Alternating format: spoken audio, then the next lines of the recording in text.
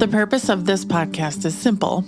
We want you to get to know your doctor before meeting them in person, because you're making a life-changing decision and time is scarce. The more you can learn about who your doctor is before you meet them, the better that first meeting will be. There's no substitute for an in-person appointment, but we hope this comes close. I'm your host, Eva Shea, and you're listening to Meet the Doctor.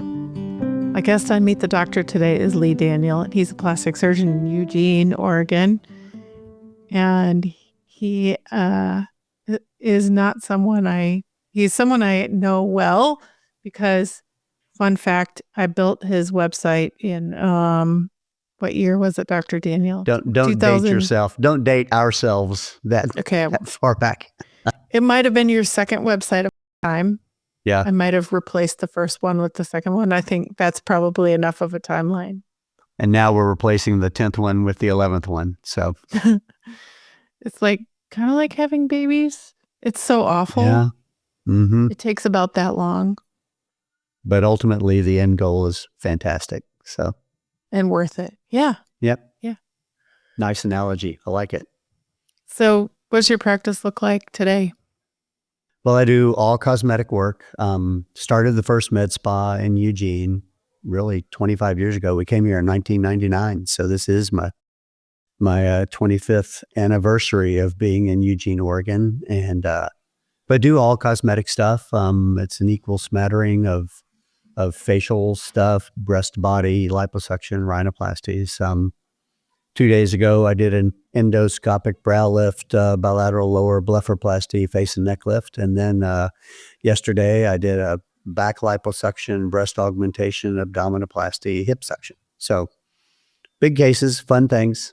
It's so refreshing to do what I do. I'm one of the rare people that actually loves their job, I think. So it's kind of what I've told our kids. I don't care if you're CEO or sweeping the floors, as long as it's a job that you can get excited about, get out of bed for in the morning and love, then you'll be good at it and then you'll ultimately be successful. So that's sort of how I look at my day-to-day in the office as well. Mm-hmm. That's good advice. I was reading the other day, maybe I was listening to a podcast. Spotify told me this week that I listened to over 40,000 minutes of podcasts in 2024. Uh-oh. That might be a little much. But it's for work, right? Yeah, so, right. Mm-hmm. They said the thing we need to be teaching the kids is not how great you are, but to be humble. And if you can get that one thing right, then everything else falls into place. Yeah, well, that's great. And I think that when we're done today, I'll call my kids and give them that advice. Okay. It might be too late for. Yeah, I don't know, probably. It's a hard thing to do, I think. But I think it embodies you pretty well. I have never seen you out there, what's a good analogy, tooting your own horn or being overly self-promotional. I think you just like to quietly do great work. I would like to agree with that. I think, that's reinforcement enough. Tooting your own horn is something that I just wasn't brought up in ever doing that. My dad was a doctor, but he was as happy on the farm as he was in the hospital. And, mom helped raise 5 kids and we were brought up with that mindset to work hard and just let the chips fall where they may. So it turned out pretty good for all of us. I have 4 younger sisters, by the way. And, I don't know that having 4 younger sisters truly prepared me for a life as a plastic surgeon, but I feel pretty comfortable around all the girls in the room. But, everybody's done a great job and everybody works hard. And that's just kind of what was expected. My dad was a drill sergeant in the Marines. So with that background, we didn't ever get, attaboy for making your bed. I mean, you just had to take care of your chores and do them and, know that that's what was expected. And, I think it gave us a sense of responsibility, but accomplishment at the same time. So he was a Marine and then a doctor and also a farmer in his free time? Yeah, pretty much. Yeah. I know it's confusing, isn't it? So, dad enlisted in the Marines at 17. Back then everybody lied about their age so they could get in early. But by the time he finished basic training, World War II was over. So he was in for 2 years. used the GI Bill for the remainder of college, and then went to medical school. And his dad was a pharmacist, so there's some medical stuff in the family. His older sister is a nurse. So that's where I got my full dose of medicine from dad. And but I grew up on a working, functional farm in central Kentucky. So we had 200 acres. We had feeder steers. At one point, we had 125 head of cattle on our farm. We raised corn, we raised hay, and then we were in Kentucky, so we raised tobacco as well. It was mostly my summer job was working on the farm 5 days a week. And then when Dad would come home from the hospital on Saturdays, he'd want me to go out there and help him with farm chores. I'm like, Dad, I've been doing this for 5 days. I'm going to go to the lake and do some water skiing. Were you exposed to the circle of life with the animals on the farm? Oh, absolutely. We didn't do any breeding operations, but with steers, feeder steers, pretty much for steers, all they think about is eating and getting fat. So, but you'd buy them sometimes as bulls. So early on, I knew that, when you'd turn a bull into a steer without getting too graphic about it, there was something happening there. So, but we had a bunch of different birds that my dad wanted on the farm. At one point, we had 20 to 25 peacocks. We had guinea fowl. We had lots of chickens, lots of eggs. My dad's a general surgeon, and he's taking, dozens of eggs to the hospital to sell for $1.50. And I'm like, well, he was just that guy, and, instilled in me that work ethic. I think part of what drew me into plastic surgery too was when he trained with a plastic surgeon in Miami named D. Ralph Millard, who still basically developed the main cleft lip repair that's still done today. And there were books of D. Ralph Millard's in our house that my dad had. And in high school, I was amazed at these textbooks. I'm like, oh God, this is crazy stuff.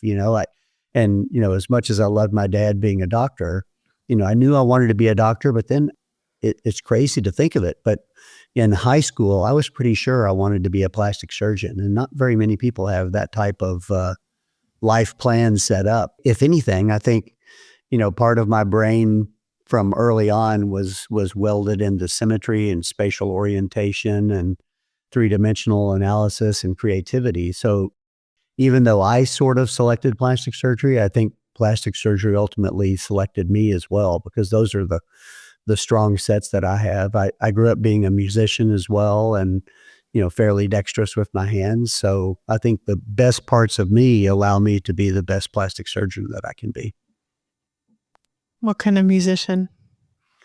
Well, I played actually clarinet even into college. I like to say that I was really bad on a lot of different instruments. You could put me in a room with almost any instrument, I could pretend that I could play it.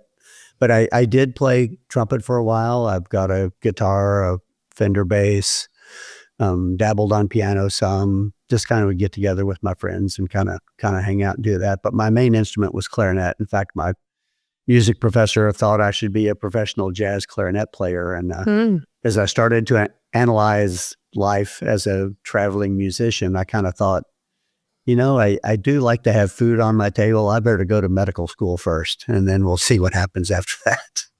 That's wild. Yeah. So you went to high school in Kentucky. I did. And then where did you end up? How did you end up? Give us the sort of play-by-play from Kentucky to Eugene. From Danville, I went to undergrad at Vanderbilt. It was a molecular biology major, chemistry minor, kind of the science nerd type, and stayed at Vanderbilt for medical school. It was a great school, great prep for a good general surgery program. And then matched at Emory University affiliated hospitals in Atlanta for general surgery. That was an amazing time. One thing about my personality, I have a pretty selective memory.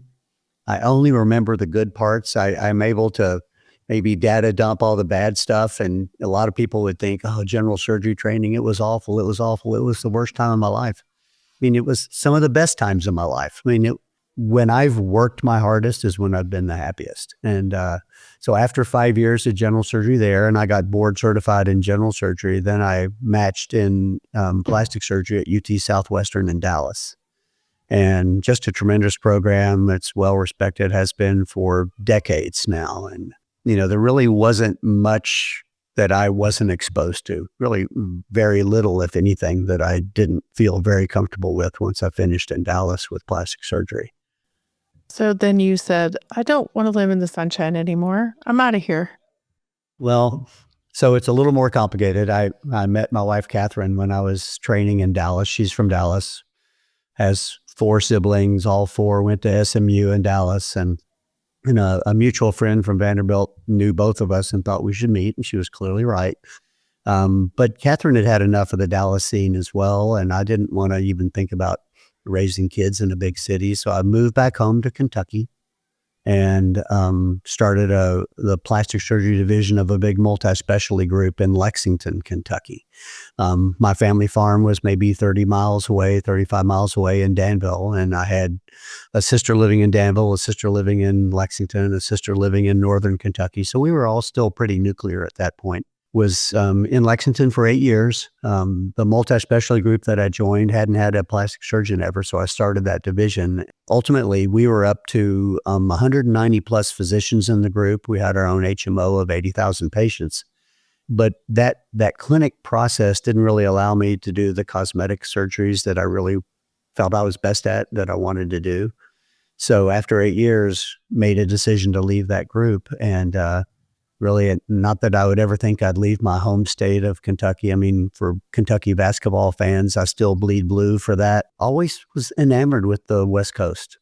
And so looked at a couple of positions out here. The one in Eugene that I ultimately took was just spectacular. There hadn't been a new plastic surgeon come to the Eugene area in maybe 10 or 12 years. And so the new techniques that I had were interesting, and a lot of the older plastic surgeons in town would come watch me operate so they could see some of the new things that I was doing. It was kind of fun.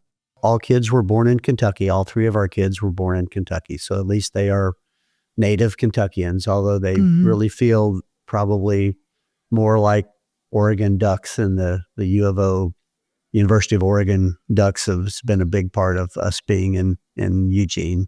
It's really fun to see them doing so well in football this year too, but they've been pretty good in football for a lot of years. But really no regrets. I think a lot of people ask myself, but particularly my wife, why did you move to Eugene? And her answer is, we're still trying to figure that one out. But but we've kind of figured it out. It's a magical place. And my close friends from high school back in Danville, Kentucky, they're like, you're crazy. Why did you do this? And, but then everyone that's come out to visit, they're like, wow, this place is amazing. So it really is a great place to live. I like to do the fishing thing. And there's a couple of great blue ribbon rivers running through basically downtown Eugene. I can be out catching, 34-inch steelhead and then, be home in 5 minutes. It's really cool. We've got the mountains, we've got the snow, where we're going this weekend with our kids to go up to the mountains and get up there before Christmas. And but then we've got the Pacific Ocean too. And if you have a mindset to do almost anything in Eugene, you can do it. But like you said, yes, it's gray. It's pretty gray in the wintertime, and we get a lot of rain. But today was magical. Here we are, middle to end of December, and it was 65 degrees and sunny all day long. So a little bit of everything. Eugene is sort of known for running, isn't it? Have you ever been a runner? The moniker is Tracktown, USA.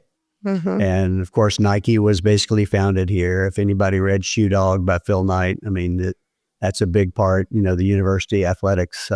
We call him Uncle Phil for some of his philanthropy to the university. But the track stadium is actually right down the hill from our house. Hayward Field it's a magical place. And we nearly always have the NCAA finals here. We have the Olympic trials here every 4 years, besides a lot of other invitational meets. We have a diamond level meet called the Prefontaine Classic, which are professional track athletes that come here every year for a competitive meet to get their diamond points. And, we're so close to Hayward Field that we can hear the announcer on the PA system if I happen not to be there, and I'm usually there for most of those meets. But yeah, there's runners everywhere. When we first looked at coming out too, I mean, I was biking a lot, and at that time, 25 years ago, there were 125 miles of bike trails just basically within the city.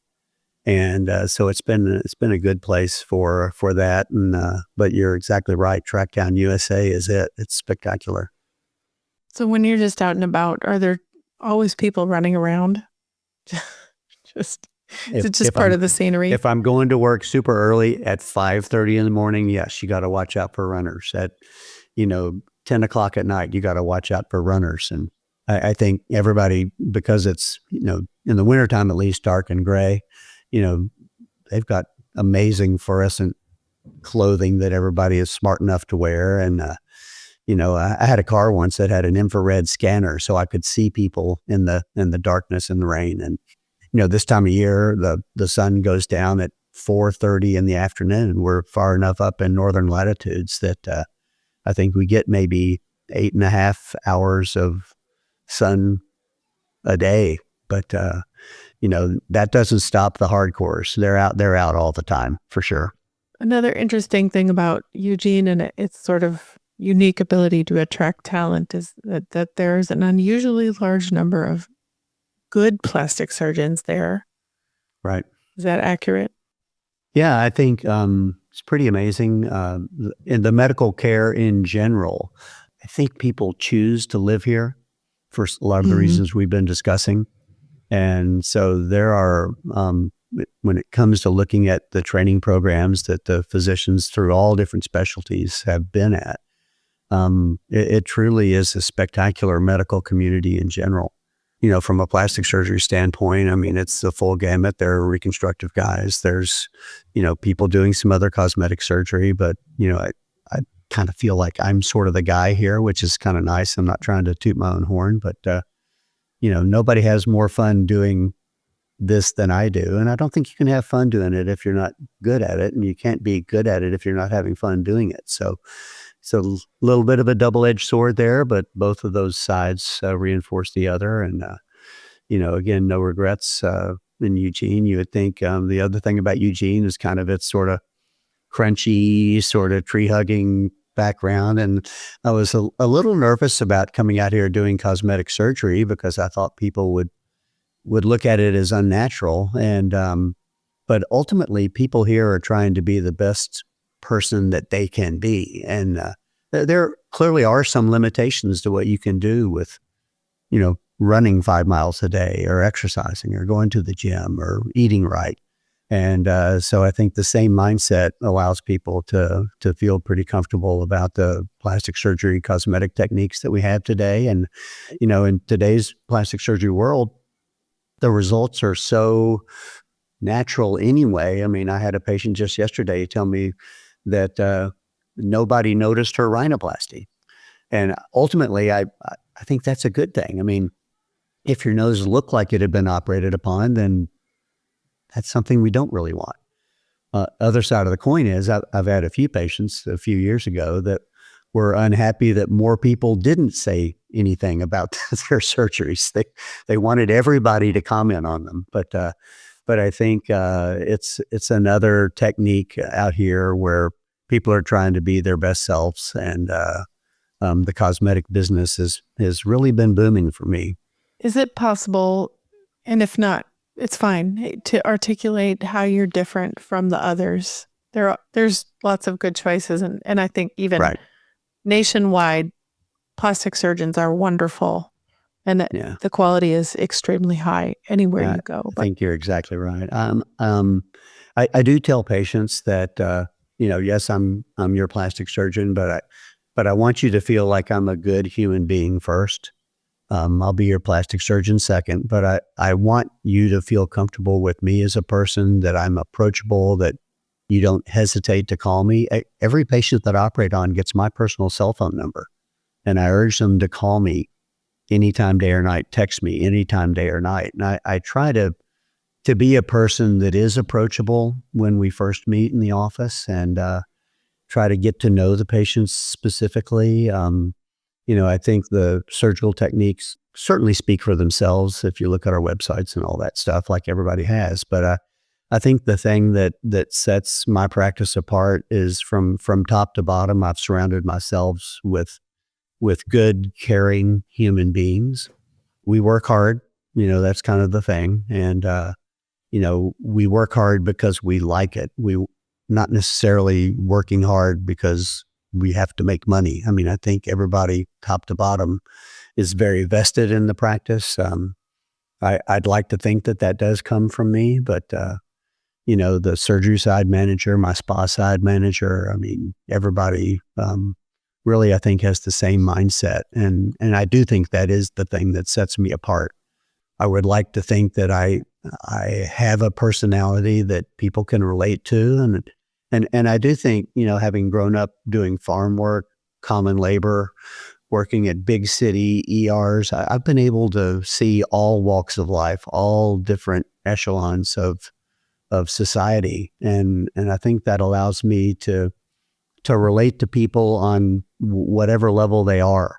And I do kind of pride myself in that side of the practice, that, patients feel comfortable with us. And, it's borne apart in a lot of the reviews that we get with, which are really, it's pretty flattering most of the time. I think it's really funny that you give all your patients your cell phone number, but you wouldn't give it to me because you didn't want to hear about marketing. That is not true. I did have your email, but it was at one of your other businesses when we tried to reacquire. So I didn't have your number either. So maybe you didn't want to give it to me. So no, I'm pretty sure. But now you're stuck with me. So you're in trouble now. It's actually one of the smartest things I've ever seen, that, in the sense that you want to delegate and focus on what matters. If you're giving your phone number to your patients, but not to people who need you to approve content or look at a social media post and delegate that to others. I have a lot of respect for that. Yeah. In the OR, I have trouble delegating. In the office, that's not a problem. In fact, another thing that people may or may not know about, I would bet that people around Eugene know that you fish every Wednesday, and you've been doing that for how long? The 25 years I've been here. Every Wednesday. When we first moved here, I said, well, I like to fish. And everybody said, oh, you need to meet this doctor. Oh, you need to meet him. You need to meet him. But everybody said the same doctor's name. And so I'm like, okay, well, he's a neurosurgeon here in town that fished a lot. And we met probably within a few weeks of being here, that we went to church together, and his kids were about the same age as our kids. And I have fished with him as many Wednesdays as possible ever since we first moved to town. In fact, today is a Wednesday. It's normally my fishing day, but the rivers are what we call blown out. We've had a lot of rain lately, so the fish don't bite when the rivers are on the rise. Mm-hmm. So today was not a fishing day, but it's the season. I've got plenty of things to do. I've been wrapping some presents today and doing errands around town, and I was actually over visiting with him before we did this little tape. So, we're good buddies, and, we go on trips some to various different places. I don't just buddy up with him because of his father-in-law, but his father-in-law has a fishing cabin in Alaska as well as a fishing cabin in the Bahamas. So really, really good friends to have. But, we do trout, we do salmon, we do steelhead. Summertime when it's warmer, we do bass. And, there's a couple of days when we go down to fish bass in one of the rivers, and not uncommonly, we'll land 75 to 100 fish. Really. And our world record day for salmon, a river that's about 45, 50 minutes from here, he and I landed 52 salmon in one day a few years ago. And, these are not massive salmon, but they're 10 to 15 pound fish. So who wouldn't like that? Nobody. Yeah. Well, maybe my wife. I can't get her to go fishing to save my life anymore. I'd go with you. Okay, well, come on out. You know how some fishermen are like, anointed somehow and they just know how to find fish. It's like the superpower. Mm-hmm. Are you one of those? I wish I had more of that superpower, but it's we talked about all the outdoor activity things that are available around the area here. 90% of it is just being out. Mm-hmm. My buddy and I are of like mind that, when we catch a fish, that's a bonus. If we don't, we got to see the mountains, we got to see the water, we got to row the boat. Maybe there's a few beverages happening during the day in the boat. And, that truly is. It's really 90% of it. And if we come back and didn't get a bite, didn't get a fish, it's really still been a great day. Mm-hmm. And, I kind of call myself a hopeless optimist. If you're a fisherman, you have to be a hopeless optimist. You have to think, okay, the last 1,000 casts, we didn't get a bite, but the next one's going to be it, And Always the next one. it's always the next one. And And sometimes so- it is. Yeah. Do you guys have a routine that you follow every week when you're in we town? do. We typically use his boat. We both row. It's mostly river fishing, so these are called Mackenzie drift boats, and we row and we peel off each. He rows more since it's his boat, and he's actually better rowing than I am. But we both trade off, and one guy fishes while the other guy's rowing. Sometimes you anchor, both fish, but the caveat is that there might be a little bit of bourbon that comes on the trip with us, and the rule is you can't have any bourbon until you've caught a fish. So some days we don't catch a fish, and then we have to break with protocol. So sometimes you just have to bend the rules a little bit. But That's anyhow, definitely after lunchtime, though. That's yes. not like... Oh, absolutely. Yes. Okay. But there's many rivers around. I talked about the couple that are in Eugene. There's probably 8 or 10 rivers that we can get to within an hour and a half to 2 hour drive. So, and it really depends on what fish we're after, what the river levels are. The routine is to try to figure out the river levels. So, for example, today the rivers are blown out. Like I said earlier, too much water, and but we've been checking the river levels. There's different websites that show the river levels. And so, pretty much Monday, we knew we weren't going to be fishing today. So kind of planned on visiting with you, visiting with all the people out there listening to us. And, but getting a few errands done. It's nice. Before you had the websites, did you actually have a scouting routine? Did like one of you go out and look? We've done that. Yeah, we've done that. Pretty much since I've been here, they've had level monitors for the river levels in most of the major rivers. The ones that don't, we have to we factor in the differences between the two. So sometimes, we've driven to a river that's not on the website and it's been fishable, or sometimes it's not been fishable. So, but we don't necessarily go and scout it out first and then drive back, because it may be an hour and a half drive to it. So we just pack up the stuff and go and just see what it's like. Do you have a network of people where you can like get intel?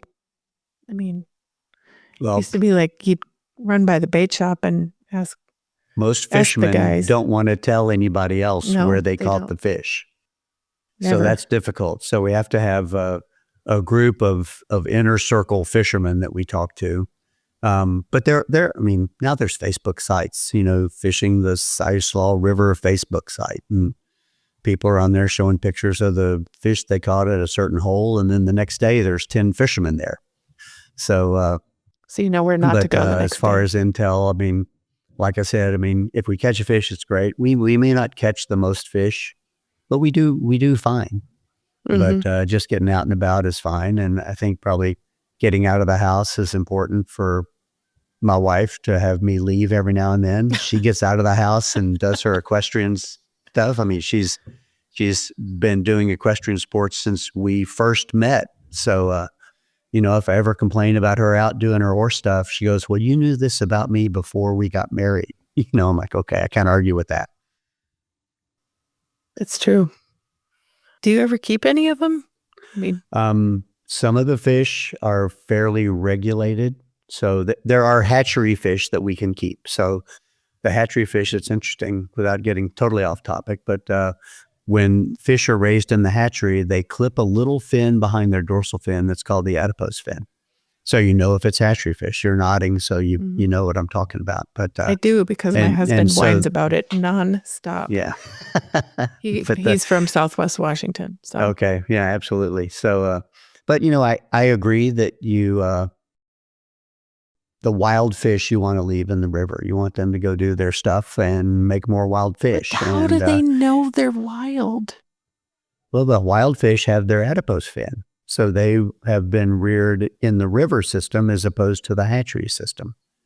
And that's probably what drew me to fishing a little bit out here, more so than hunting. I mean, I've done a little bit of hunting, not anything crazy, but, with fishing, you can catch the biggest fish in the river and put them back.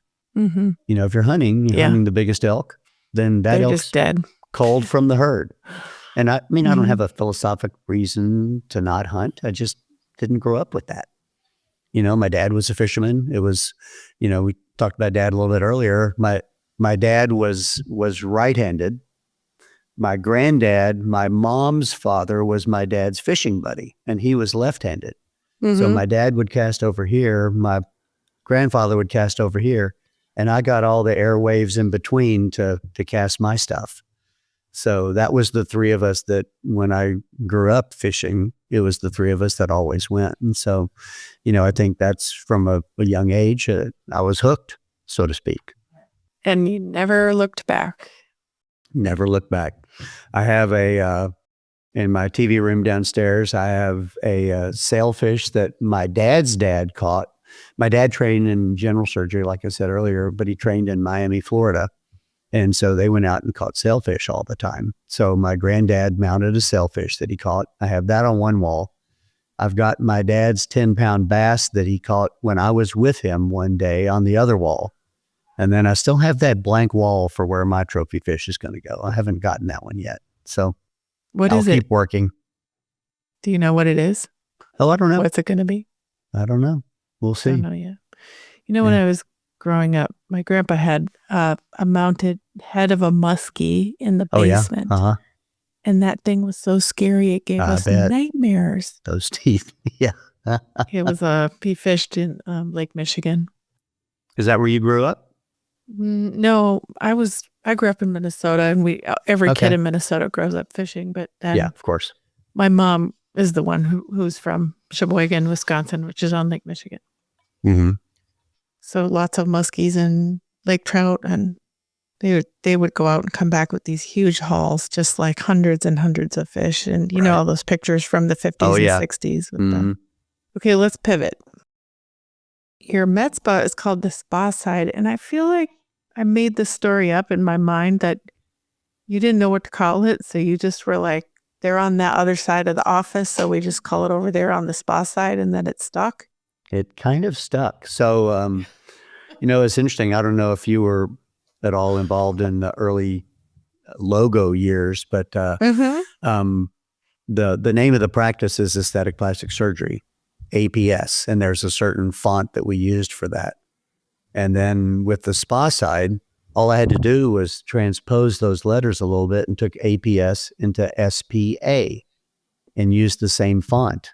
And it seemed to have some nice parallel structure to me. I mean, that was pleasing the way my brain works with that stuff. And, but yeah, I think what you said is exactly right. We just called it the spa side. And we've expanded that. In 2018, I started a men's med+spa that's called the guy side. So we have the spa side, which is primarily really for anyone, but primarily for women. And then we have the guy side, which has more male-oriented treatments and different machines and lasers and that kind of stuff. They do overlap a lot, but we decorated the guy side and nice browns and leathers and different photographs and things that are more male-oriented. But I think the med spa side has been really amazingly fun for me. The changes that have happened in the 25 years that I've had the med spa here I mean, it's night and day. 90% of the processes that are over there, we didn't even have at all when I was training. And you can do so much non-surgically now with, fat freezing, muscle building, the skin resurfacing, brown spots, microdermabrasions, all the different micro needlings. There's no reason somebody shouldn't try to go visit the spa side because there's really something for everybody there. We've gotten 2 new lasers in the last couple of weeks, a new hair removal laser, and then what's called a BBL Moxie. It's a broadband light, and resurfacing lasers. And we're trying to keep current. Don't want to be the first one on the bandwagon, but I never want to be the last one either. So I do think we stay really cutting edge with the techniques and processes that we have. Currently, I've got 3 injectors, 2 physician injectors and an RN injector that has been doing cosmetic injections for nearly 20 years. One of the physicians is an MD, one is a naturopath. And there's no place, maybe even in Oregon, that has that well-trained of a series of cosmetic injectors. And then with the certified advanced estheticians that we have, these folks are amazing. My main CAE has been with me for 14 years and he's like the rock for the office. The volcanoes could be spewing and the nuclear bombs could be falling, and he's just like this all the time. That's the RN? Yeah. No, he's a certified advanced esthetician. Oh, esthetician. That's very unusual to have a male esthetician. Yeah. He's fantastic. And, he is kind of the rock for the practice on the spa side. The way we look at it, initially, I would say when I first came to town, the spa side, I had 1 laser hair removal laser, and we did some facials. And, my first esthetician did, waxing, did eyebrows. I mean, it was more of a loss leader than anything, just to get people to feel comfortable coming into the office. But it still fit a niche. It still fit a need for the patients. And now I think the main focus is to try to educate patients on the myriad of different procedures that we do have available. We looked into it a couple of years ago, and I think there's probably, the number is maybe 32, 33 different procedures that we have on the spa side now, and various different levels of whether it's machines or energy devices or facials or injectables. It's really been a mainstay of my surgical side because, if I'm doing facelifts, for example, and the skin's still weathered or environmentally challenged, so to speak, then we can add that after. We can do it before. And so it is a good marriage of the surgical and non-surgical in today's plastic surgery cosmetic practice for me. Is there anything new happening on the surgical side? I've been at this a long time. I've developed techniques that absolutely work, that give long-lasting results. I mean, I always say for me to take any patient to surgery has to fulfill 3 main goals. We want it, number 1, to be safe. We, number 2, want it to be gorgeous, which is why I do nothing but elective cosmetic surgery. But number 3, I want it to last a long time. I don't want to do techniques that have to be revisited. And so I think the techniques that I have mostly developed over the years fit all 3 of those. They're natural looking, they're long lasting. And so as far as me bringing in some new fancy technique, I'm really happy with what I do now. The new techniques that I see at some of the meetings are truly spectacular, but they're, a lot of times a little fringy for me, meaning that they're a little experimental. They haven't been around long enough for me to really feel comfortable with that. And, so as far as patients coming in wanting to have some new deal, that's probably not going to happen in my practice. Not that I've got my head stuck in the sand and I'm digging my heels in against progress. I mean, I stay current on all the CMEs. I go to all the meetings. when there is a new twist or a new difference or a new thing, then yeah, that's what we do. And but I'm very happy, very comfortable with where I am in my practice. My OR is never tense. There's never any issues really. I mean, my OR is amazingly fun to work in. It's funny, Catherine said the main thing that I would like most about being out of residency training is that I'd have control of the music in the operating room. So that and that's true. I mean, I'm such a music guy. I listen to music. I don't know that I could operate without it actually, but I think that being comfortable with the procedures that I do, not ever testing the limits of a patient, not ever crossing my fingers and hoping that it works, that makes me comfortable at home and helps me to be able to sleep at night. So for you to bring something new into the OR, kind of a big deal. You'd have to be really sure. And I want to ask you about the new Motiva breast implants and how you're feeling about those. Yeah. Again, being pretty much in the forefront of technology, I do think those implants are going to be amazing. Very exciting. Yeah, it is. What have we not covered that you think is important for patients to know about you? I think the patients need to know that they will be people in my office and not just a tummy tuck or not just a facelift. They are actual human beings to me as much as I want to be a human being to them. And, they're going to get this type of personal attention when they come to my office. Could you tell us a little about what your consultation is like? Well, I've got an amazing surgery side manager / MA that helps me. And like I said earlier, I mean, top to bottom, employees feel, I think, the same way about the patients as I do. So she would meet with them first. I always go into the room. I have to find something that's not what they're there for, that's not, tense. I mean, it's difficult for a lot of people to come in. And so I try to break the ice every time with something. Maybe it's just their email address that's a funny address, or maybe it's where they're from and the fact that I got lost there coming back from a fishing trip sometime, or, whatever it is. I've said it a few times, but I mean, I want them to feel personal attention, and I want to give that to them. So, but the consultations are very detailed. Ultimately, you've got to do an exam, which is always the tense part for a lot of patients. But my surgery side manager / MA, she does the photography for us. That's an important part of the record. And then ultimately, I try to get them back in their regular clothes if it's a body evaluation as soon as possible, so that then we can talk in a little more comfortable environment between the two of us.